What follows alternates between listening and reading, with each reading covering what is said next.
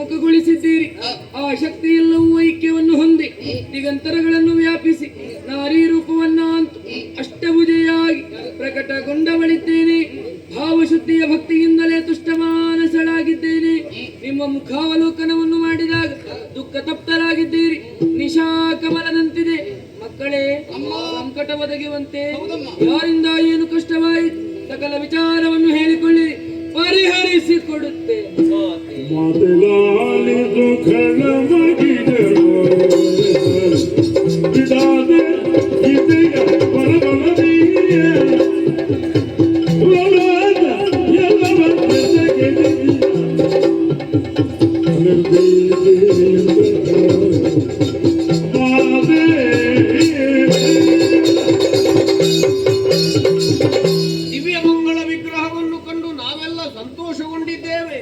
ಆದರೆ ಅಂತರಂಗದಲ್ಲಿ ಭಯವೇ ಕಾಡುತ್ತಾ ಇದೆಯಮ್ಮ.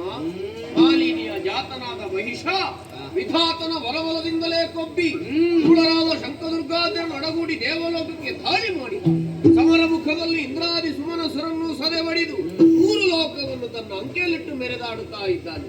ಖಳನಾದರೂ ನಿರ್ಭೀತಿಯಿಂದ ಇದ್ದಾನೆ. ನಿನ್ನ ಮಕ್ಕಳಾದ ನಾವು ಭಯಭೀತರಾಗಿದ್ದೇವೆ.